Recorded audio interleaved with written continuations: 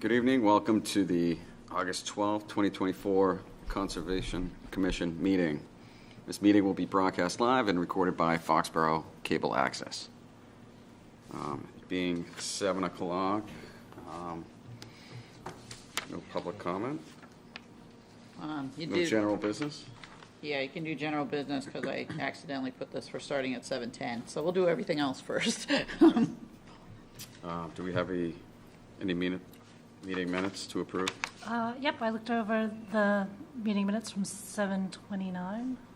They all looked good to me. Did anybody else have any? Anybody have a motion to approve the minutes? I'll make a motion to approve the minutes. Second. All in favor? Aye. Aye. Should we look at the request for certificate of compliance? Right, so the Sousa Ave and Barrows Lane was that River Ridge one from last November, and you guys wanted to wait for the grass to come in, and Dave, I believe, has gone to see it. Is this Yes. the one where they had dumped a bunch of fill sort of in a section where they weren't supposed to? Or? The parcel of land they were getting, they filled in way beyond the road boundary layout. And it was just barren, and it was eroding. It was stony like this.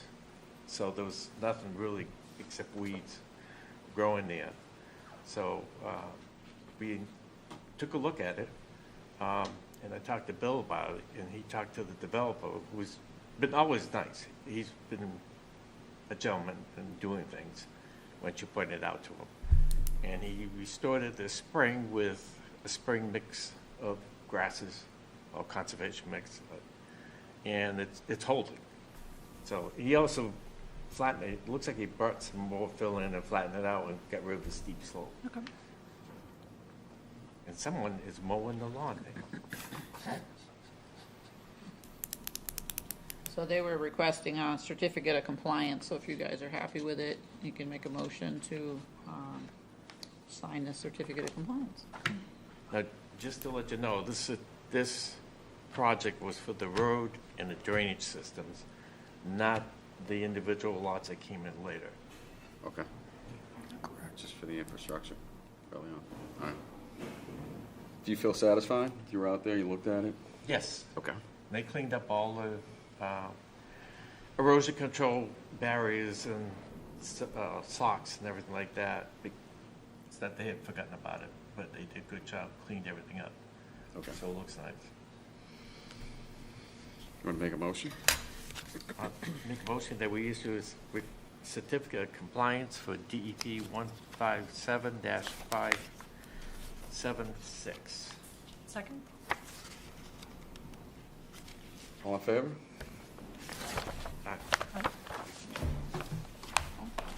We have another request for certificate of compliance. That's for Casland Way. Yeah, so this is a septic repair. I asked you guys somebody to go by it. I did go by it. No one was home. I just took a quick look. We Seemed did okay. get, George Collins was the engineer. He sent in a letter that says he inspected the site and found it to be in substantial compliance with the plans. They sent an as-built plan.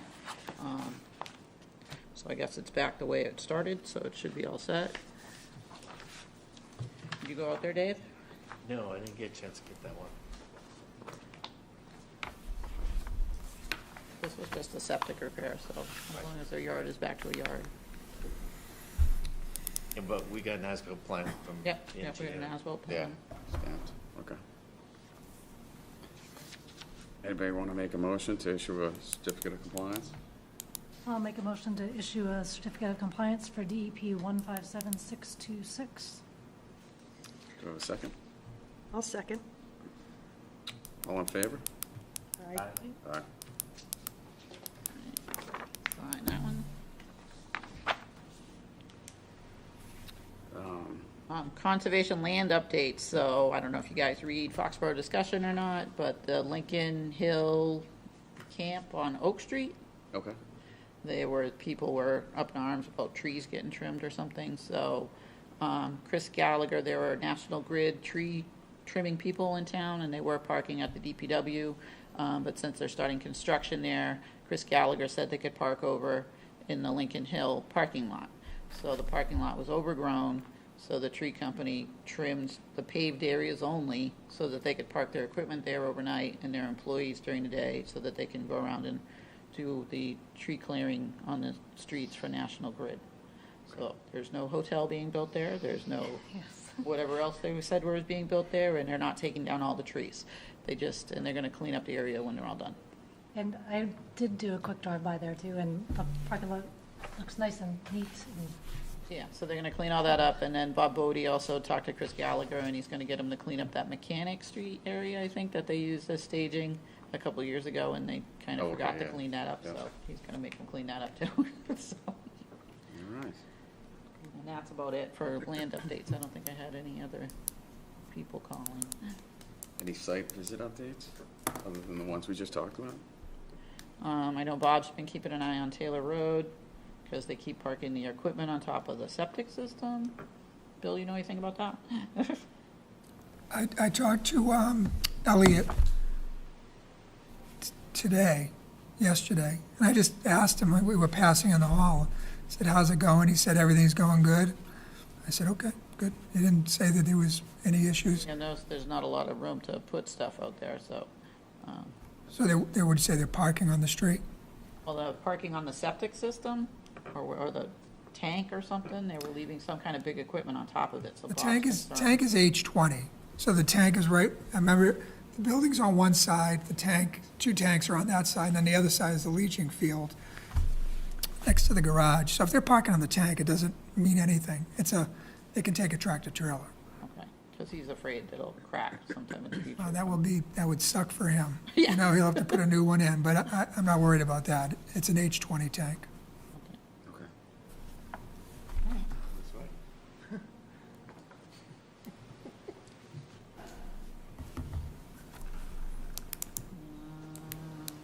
I don't know, being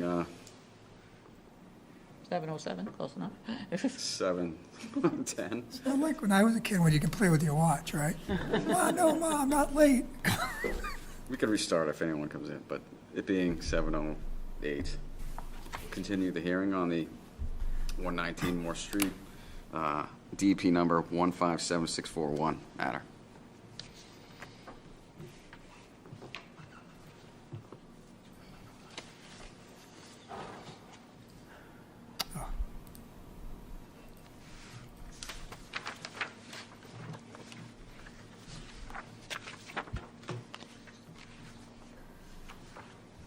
So, Mr. Chairman, ladies and gentlemen, again, for the record, my name is Bill Buckley from Bay Colony Group, and I'm here representing the applicant, 119 Moore Street LLC.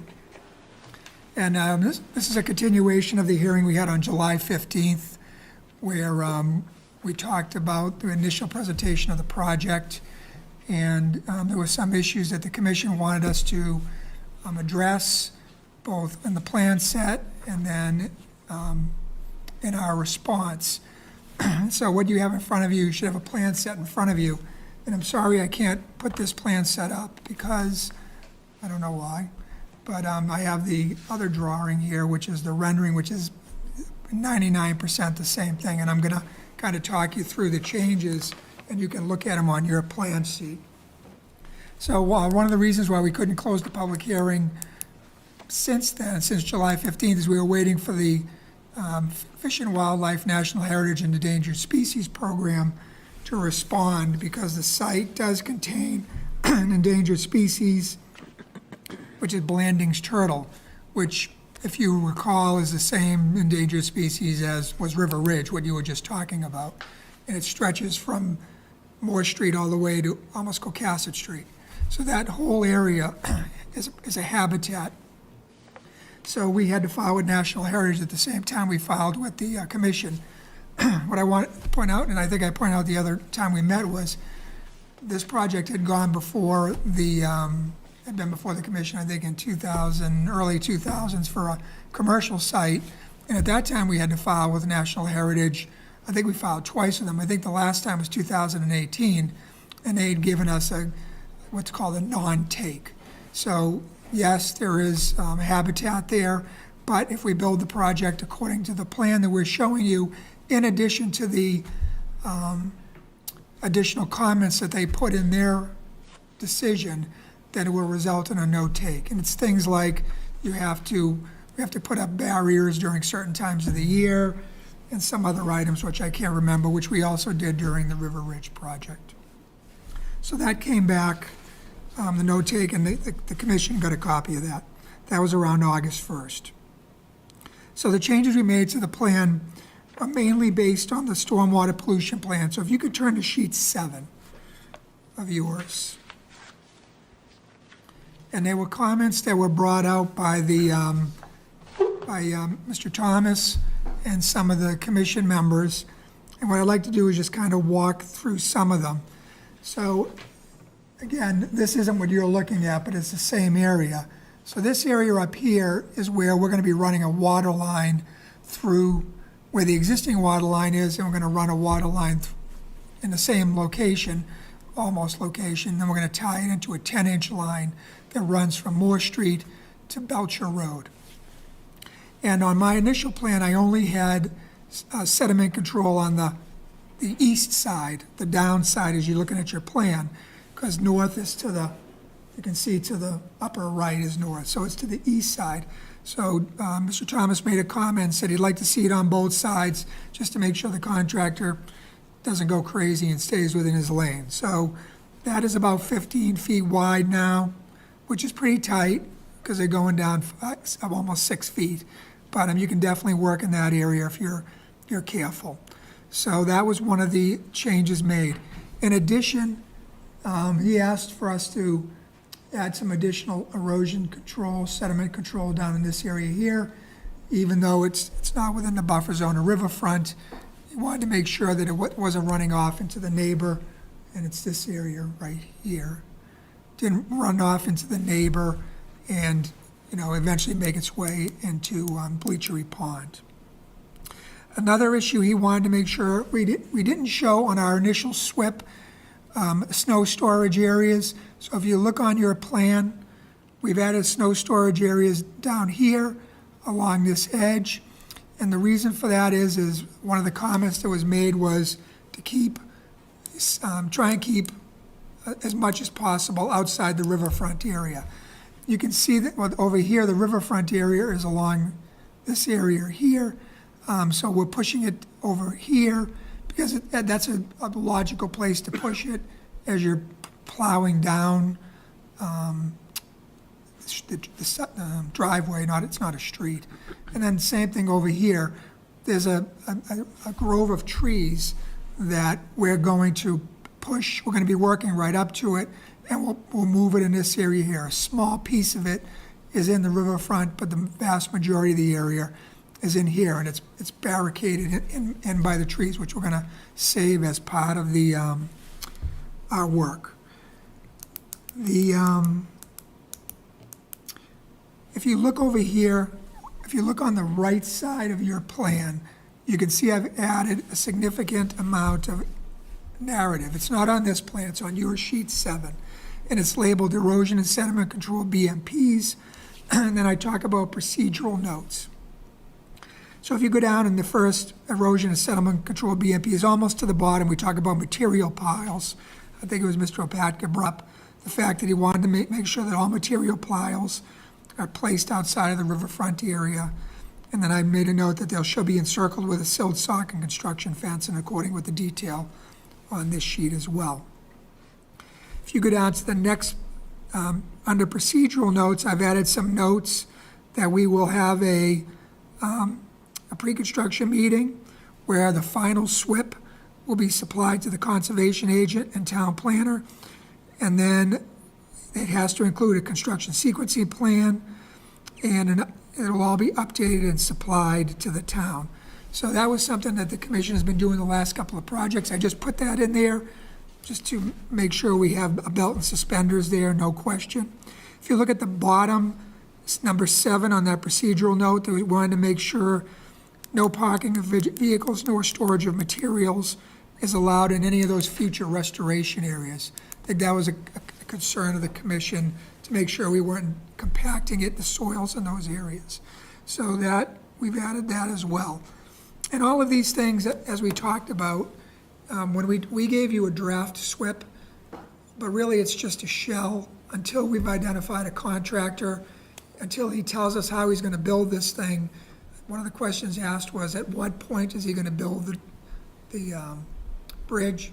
I don't know. So before we start construction, we'll have him on board. We'll have an engineer, assume it'll be me, but it might not be on board. And they'll be able to complete that SWIP. They'll have to file it with the EPA to obtain their NIPD's permit. And then when all of that is done, we'll have a meeting with the commission, with the agent and with the planner and anybody else who wants to come. Sometimes DPW wants to come. In this particular case, I don't think the police or fire will be interested because we're not going to be on the road. But we'll have that meeting and we'll brief that SWIP. And then the SWIP continues to I call it a living document, because as things move on, that thing continues to change. Locations of piles change, maybe the locations of barriers might change, but at that point, at least we'll be able to brief a complete document to the commission instead of the draft, which is what you have right now. One of the other items that was requested, as we talked about at length in the initial discussion, was the fact that we're filing this as a limited project. So there was some discussion as, hey, can we file this under maybe a redevelopment? Because, clearly it's already development there, can we file it as a redevelopment? So I asked Lauren, look, unfortunately, who couldn't be there tonight, she's on vacation too, to talk to Mr. Thomas about it, and I'm giving this secondhand, which I hate to do, but my understanding is they said, yes, we can't do this as a redevelopment project. In a redevelopment project, you must have less, so the impervious area for a redevelopment project must be the same or less than what is currently there. And that way you can, you don't have to meet all of the criteria. We can't do that, and the reason for that is because the currently degraded area, which is pavement and gravel, is about 8,500 square feet. In order for us to build this driveway, according to what the Zoning Board of Appeals, the public safety people have told us to do, which is, this thing is about 15 feet now, it's gonna go to 20 feet, excuse me, and then there's gonna be a sidewalk on it. So we're going from, we're gonna be altering about, I think it's over 13,000 square feet, 14,384 square feet of alteration in order to build that. So I guess my question is, any person would ask, was why do you build it so big? And the reason for that is because even under the Wetlands Protection Act, it's the planning board, which in this case is the ZBA because it's a comprehensive permit, gets to choose what is considered the minimum practical safe width. So in this case, they've chosen that number. We didn't have that initially. Initially, I was gonna keep the driveway going in all the way to the bridge the same, but they wanted it widened to 20 and they wanted a sidewalk, so we had to add that. So we have to do it under a limited project, which I believe that the commission has. We've given you enough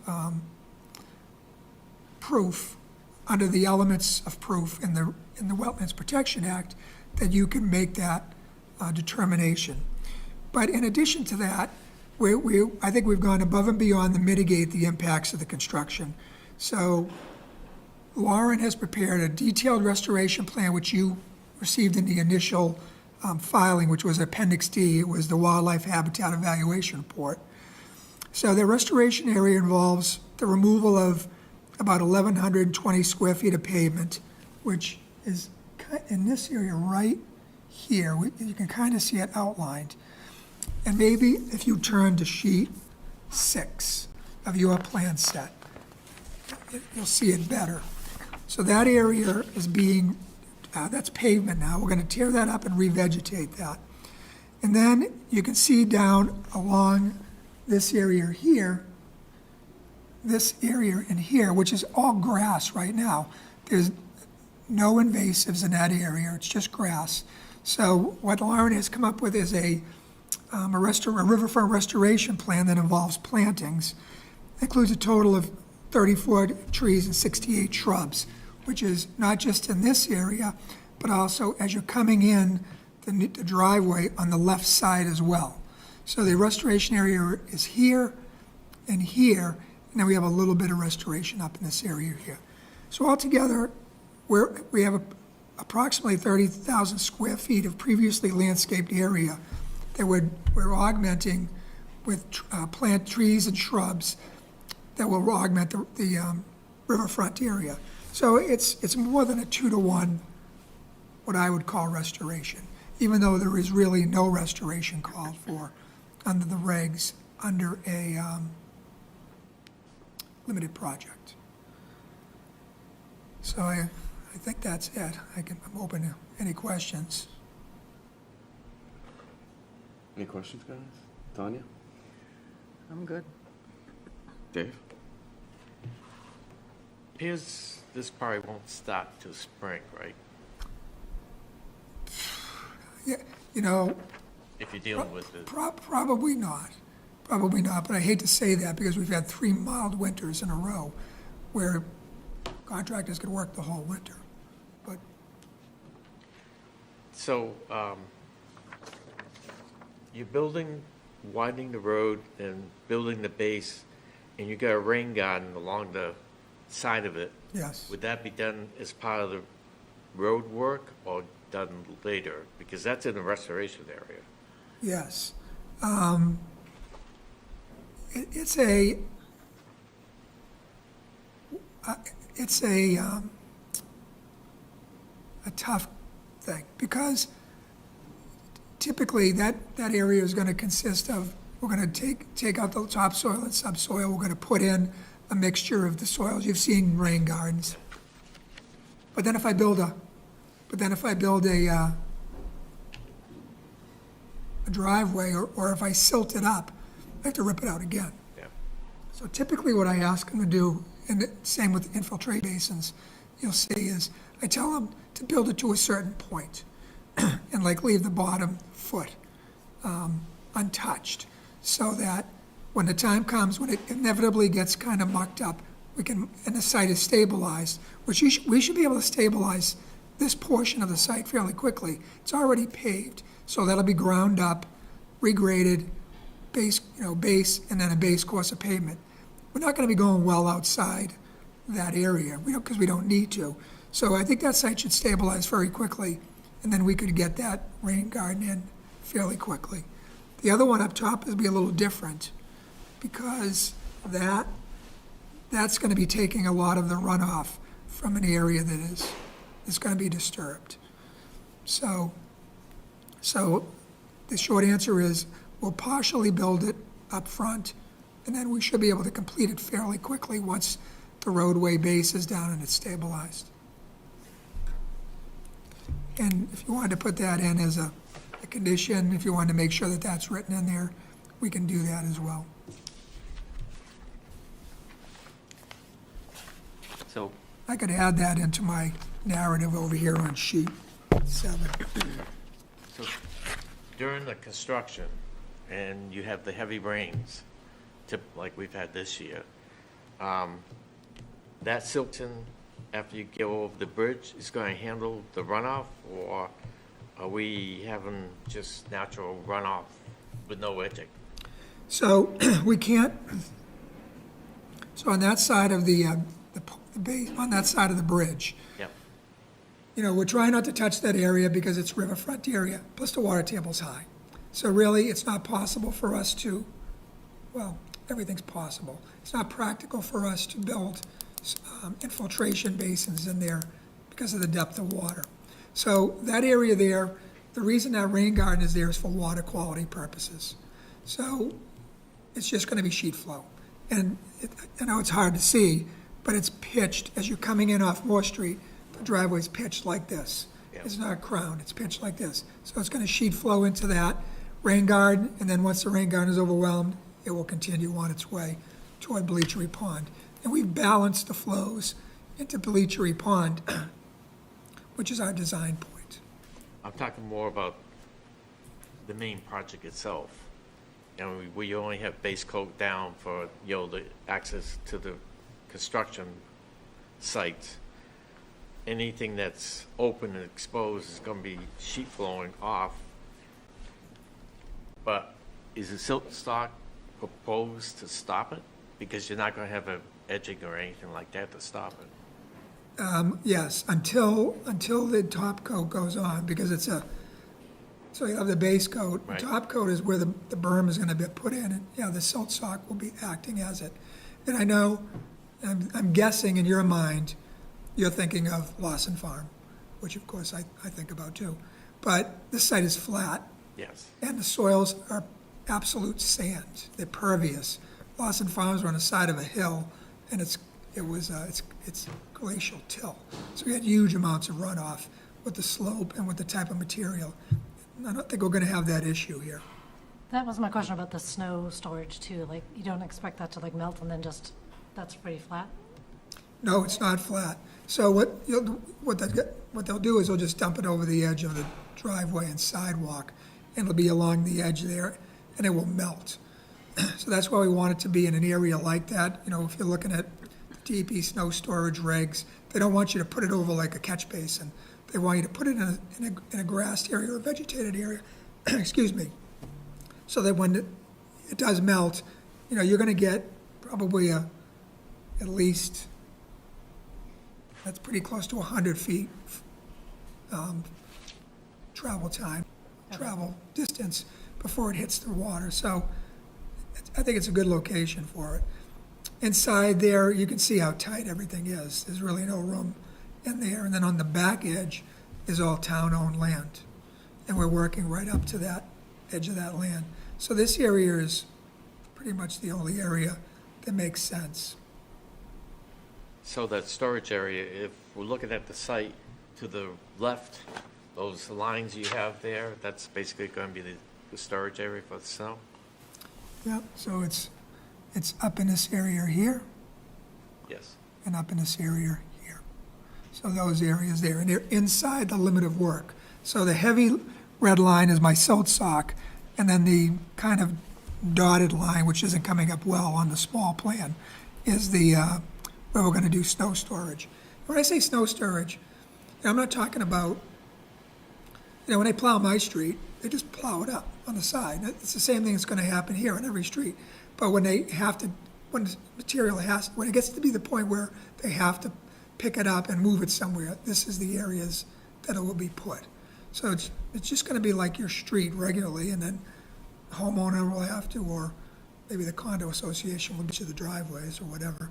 It will go in people's front yards. So who's responsible in making sure that it's done properly? It's properly brought there, stored there, or plowed there? Condo association. Condo association. Yep. So typically, and I don't know if Foxborough does it. You can make it a continuing condition, of the snow storage. Sometimes I see it happen is they want the operation and maintenance plan, which could include the snow storage plan. They want the operation and maintenance plan recorded, so nobody could say, "Oh, I didn't know." That they'll still say it, but at least you can point to that, as opposed to a continuing condition. But what I find, this is just me, is the condo association usually will call, at some point, I get a call from, say, the developer, and the developer says, condo association wants to know what's the maintenance requirements for the rain garden, the sewer, or whatever it is. And I tell them, just read the operation and maintenance plan that's in the condition, what's in the order. So that's who's responsible. It will be the continuing responsibility of the condo association. And having that recorded with a permit would be a good idea. A lot of towns do that, if you want to. We could do that. Yeah. So that little bump out you have on the site plan 7, you got materials storage, Yep, vehicle storage area. yep.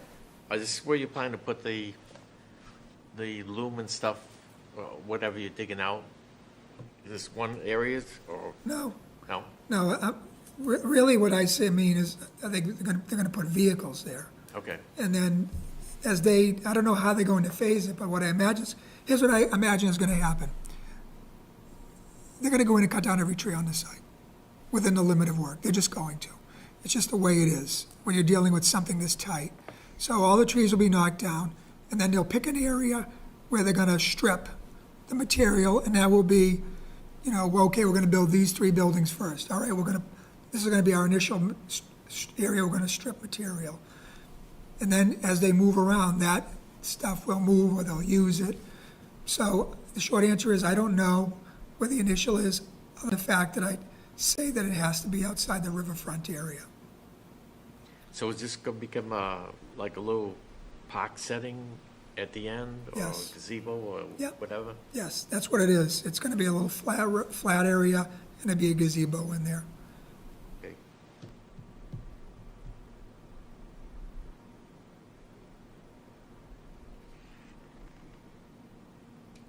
I think they should hire Bill to be the environmental monitor here. A couple more years.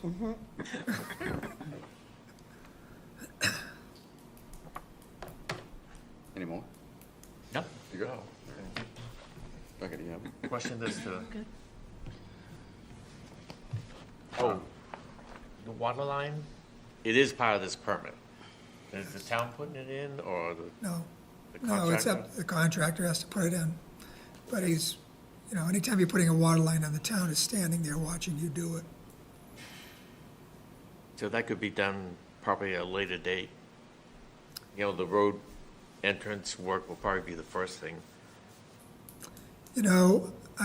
Maybe, but a lot of times they want to they'll get that up to rough grade, subgrade, and then put the utilities in and the drainage. Yeah. And then finalize it. So, I don't know, but it's a difficult site because that water line and sewer and electric have to go through the bridge. I was gonna put it initially under the bridge, but the developer had it, when he did the bridge design, he decided he wanted to go through the bridge. That's fine.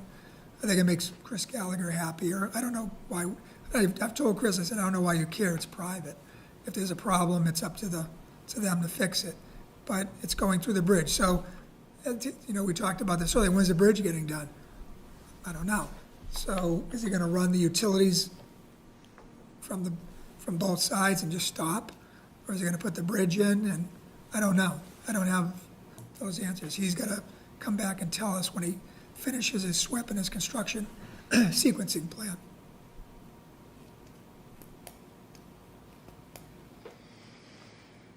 You see, they installed your sewer line project on Walnut Street. Yeah, that's the same type of sewer. And we're actually expanding that Walnut Street now. It's gonna go to the Taylor School. Oh, one thing I forgot to mention, Mr. Bodie brought up, he wanted the sewer sleeved. So on the last sheet, you can see that we've added a sleeve to that. And it's on the upper right corner, 10-inch Schedule 40 PV sleeve over 3-inch low-pressure sewer line on a 6-inch bedding. So we've added that as well.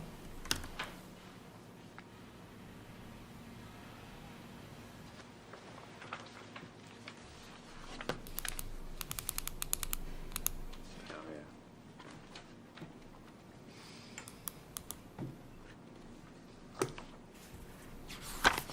Anyone else? Looks like they addressed everything that we mentioned at the last. Do you have any public comment? Okay. So the only thing that, keep in mind, this little triangle by the river, that's ours, that's conservation land there. Right. So there'd probably be some type of fencing in here to, whoever's doing the restoration, where to go. What are you suggesting? You want to put along this area right here? Yeah, just to let them know that, that's as far as the limits of restoration.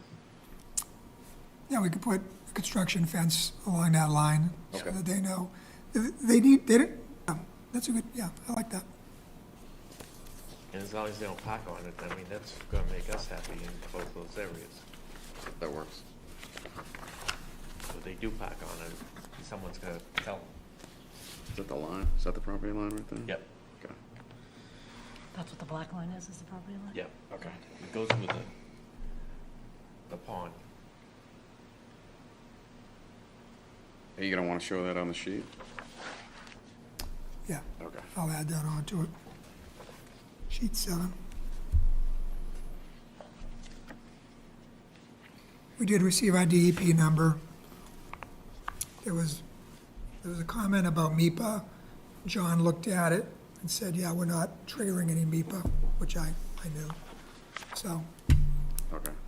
and it's in his memo Okay. of the 29th. So, Bill, do we mention anywhere here that no parking is allowed in the proposed restoration areas? Yes, so it was on sheet 7, procedural notes, number 7, no parking of vehicles nor storage of materials is allowed in the future restoration areas. Okay. And we'll make sure that gets into the SWIP too.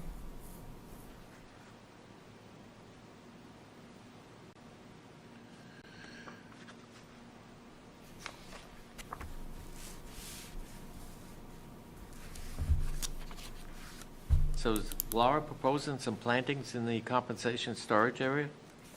Yes, because it's also going to act as a rain garden, Oh, that one, that square one? yes. Okay. So it's compensatory storage for what we're filling out front, and then it's going to act as a rain garden as well for water quality.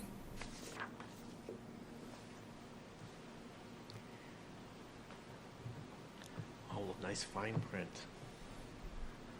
I know, there's so much detail on there, it's, So it's the log. Unless anybody else has any more questions, does someone wanna move to close the hearing? I'll make a motion to close the hearing on 119 Morse Street, DEP 157641. I'll second. All in favor? Aye. Aye.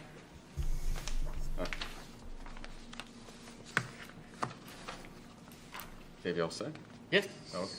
Did we get a copy of the NHESP letter? Yes. Yes. Yeah, it's part of the record, should be. It should be attached to the permit, too. It says that it will be.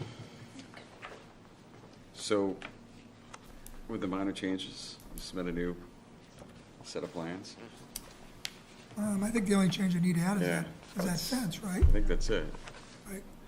So if you make it a condition, I can just add it to the plan set, and then when I give you the signed plan set, Would it will be in it. issue the order, right? I want to make a motion to issue an order with the condition that the plan will be updated with the fencing. I'll make a motion to approve the NOI with the updated marking of the fence on the plans. I'll second it, but I also think we should put a copy of that letter in from Fisher, Division of Fish and Wildlife, and an operational maintenance plan as part of the order. Yeah, I think Diane was going to include that as conditions within the, Yeah, I mean, I'll talk, if you want to read the letter, that's the letter from Fish and Wildlife. I think I sent that out to everybody. You did. Yeah. And in Bill's letter to us, it says that it'll be attached to the order of conditions.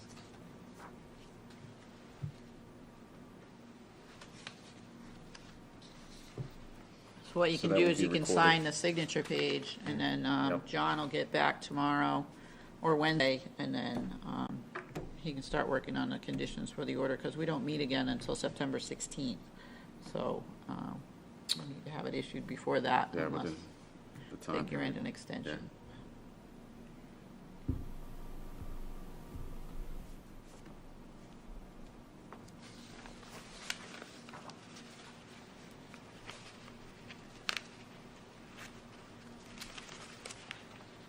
So these are the conditions that they attached Yep. that have to be followed in the total protection plan. Yep.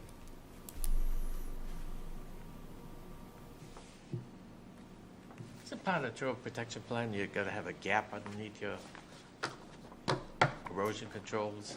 I think Not all the way, but in there certain was, areas. they had a gate down at River Ridge. Yeah. They had a gate that they opened and closed, and I'm not sure what the sequence was. And it was only during a certain time period, Yeah, yes. the mating period, it didn't. Do they indicate when that time Time. period is? March 15th to October 15th. March 15th to October 15th?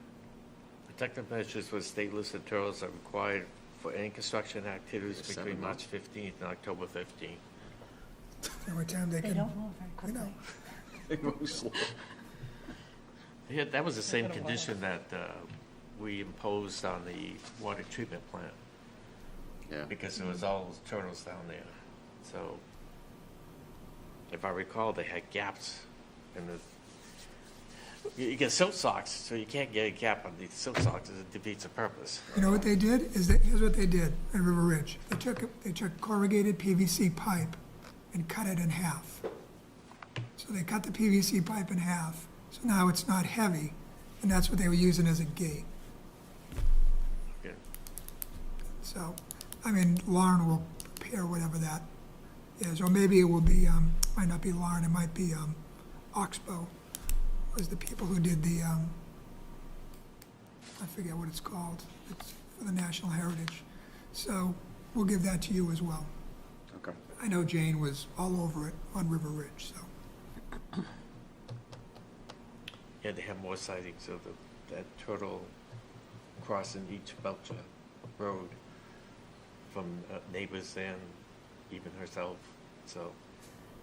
And she'd go into the swamps and look for them.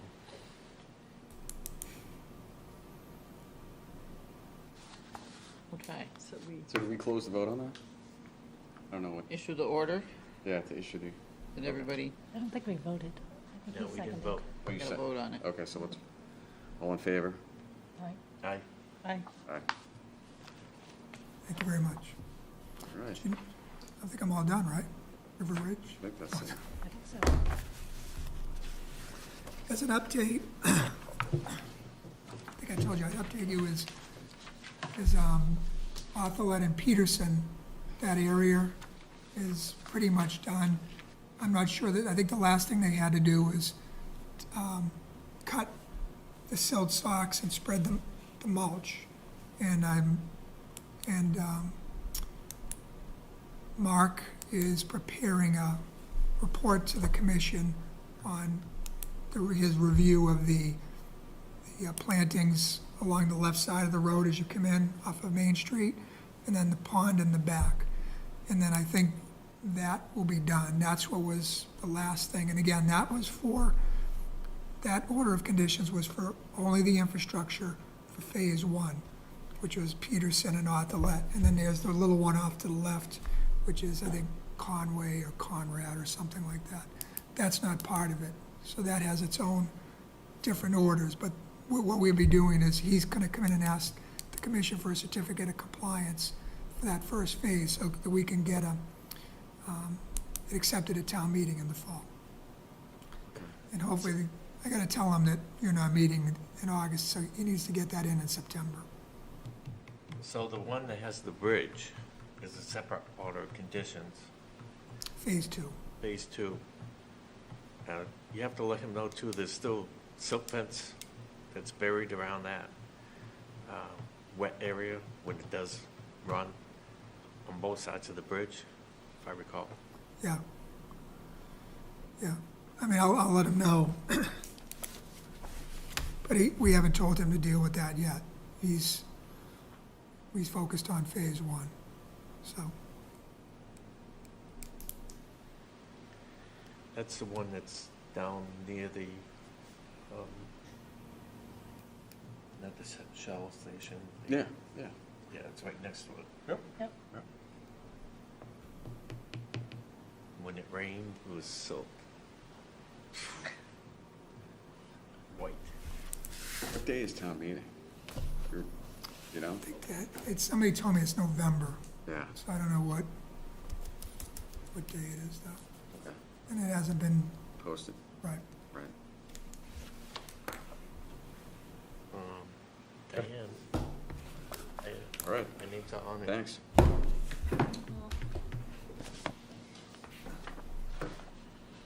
Wow, we got Rebecca twice. Speaking of MIPA, You're powerful. Bill, speaking of MIPA, right? So I had a Conservation Commission matter, and we triggered it because it was denial. The order of conditions was a denial of a project. It was in a velocity zone. Jim, do you want to adjourn? Oh, yeah. Anybody like to make a motion to close the meeting? I'll make a motion to close the meeting. Second. Aye. All in favor? Aye. Aye. And There you go.